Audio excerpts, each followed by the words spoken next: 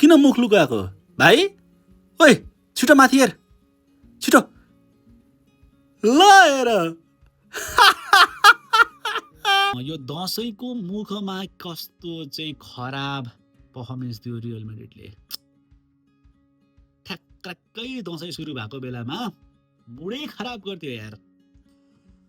5 goal expectation त के मैले सपनामा पनि सोचेको थिएन। एथलेटिकोले रियल म्याड्रिडलाई 5 हान्छ।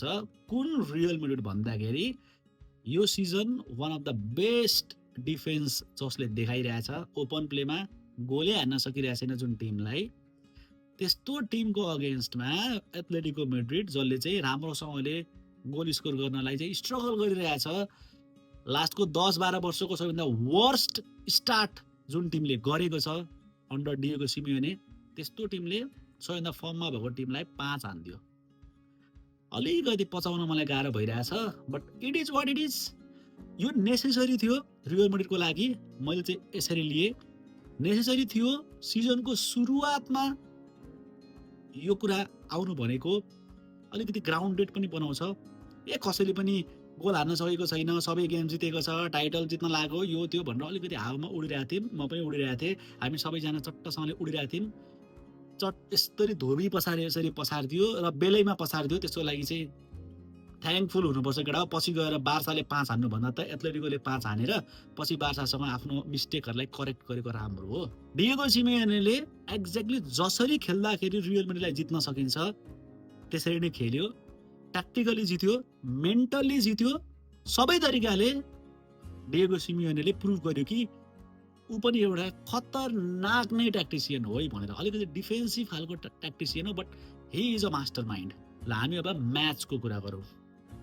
सिम्पल छ म्याचको कुरा। स्ट्याट हेरेपछि थाहा हुन्छ, सबै डिपार्टमेन्टमा अलमोस्ट एथलेटिको म्याड्रिडले ओभर पावर्ड गरेको छ रियल म्याड्रिडलाई।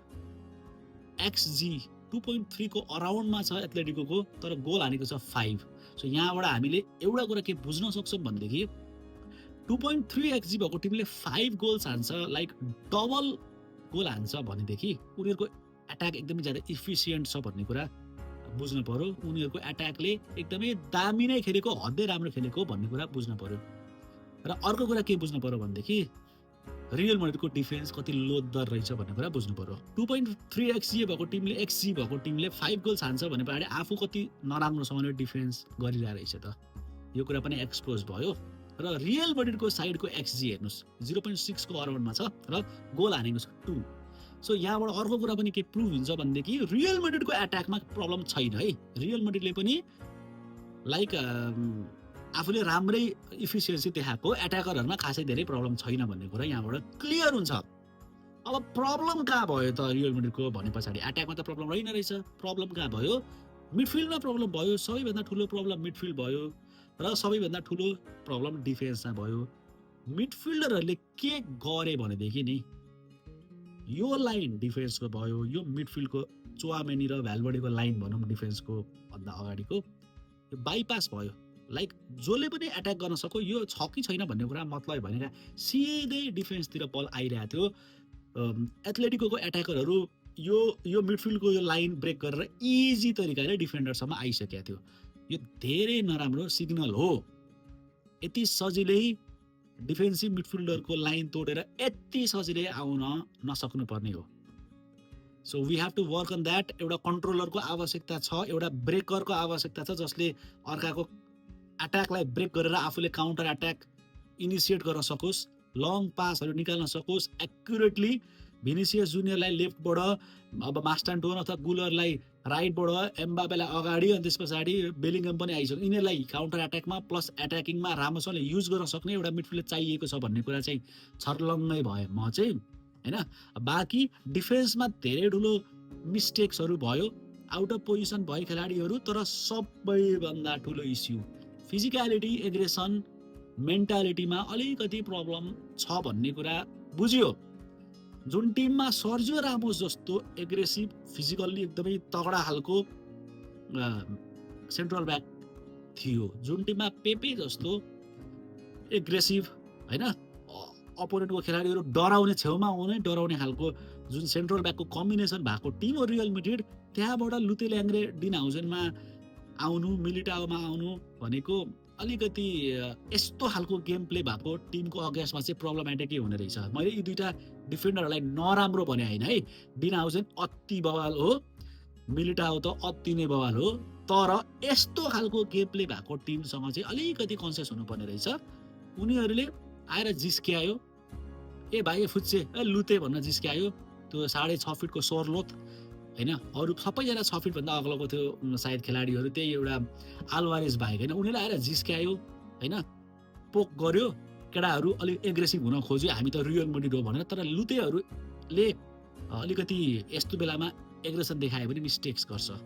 यता राइट ब्याकमा पनि कार्वाल अलि फिजिकल्ली कमजोरी भयो, कायरास पनि त्यस्तै भयो र दुईटा सेन्टर ब्याक पनि त्यस्तै नै भयो। सो त्यो कुरालाई उनीहरूले एकदमै बेस्ट वेमा युज गर्यो, रियल मैड्रिडको यो कमजोरी जुन छ यसलाई युज गर्यो र क्रसको बर्सातै हान्दियो।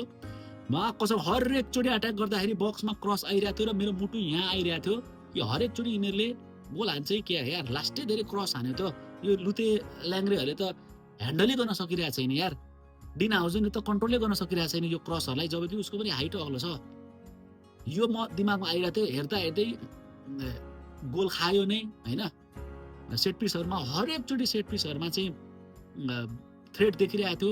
यो कुरालाई पनि डेफिनेटली रियल मैड्रिडले सिरियसली कन्सिडर गर्नै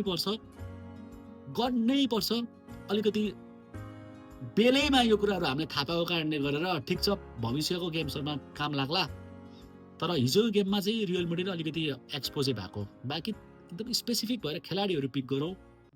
पहिलो सुरु कारेरास एक्सपोज भएको हो। योभन्दा अगाडिको गेममा मैले आफैले पनि one of the best performance दिइरहेको छ, लास्टै फर्ममा छ भनिरहेको हो, तर एउटा रियल च्यालेन्जर टिमसँग खेल्न पाएको थिएन रियल मैड्रिडले। यो गेम एउटा रियल च्यालेन्जर टिमसँग भएको हो। Atletico Madrid under Diego Simeone भनेको टाइटल च्यालेन्जर नै हो र च्यालेन्ज गरेको रियल मैड्रिडलाई र च्यालेन्ज गरेर हराइ पनि थियो। कारेरास एक्सपोज भयो, रियल च्यालेन्ज फेस गर्न सकेन।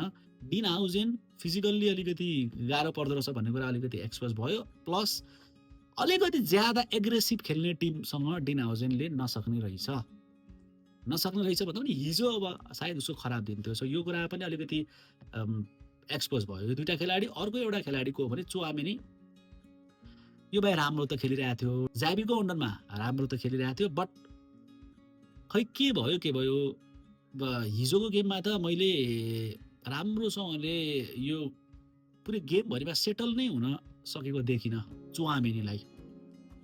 चुआमेनी योभन्दा अगाडि त राम्रो खेलिरहेको थियो, हिजो गेममा अब सेटल हुन सकेन, उसको कारणले गरेर एकदमै सजिलै मिडफिल्ड बाइपास गरेर डिफेन्ससम्म आउन सकिरहेको थियो एथलेटिकोको खेलाडीहरू। डार्बी जस्तो म्याचमा अझ ज्यादा कम्प्याक्ट हुनुपर्ने हो, तर it was too easy for Atletico Madrid.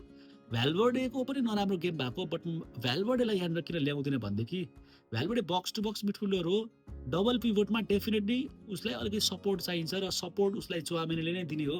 कम्बिनेसनमा खेलेपछि र उसको सपोर्टै थिएन, चुआमेनी आफ्नै तालमा लागिरहेको थियो, धेरै नै मिस्टेक्सहरू गर्यो, धेरै नै आउट अफ पोजिसन्सहरू भएको। सो भ्यालभर्डे नराम्रो खेले पनि म अलिकति प्रोटेक्ट गरिदिन्छु।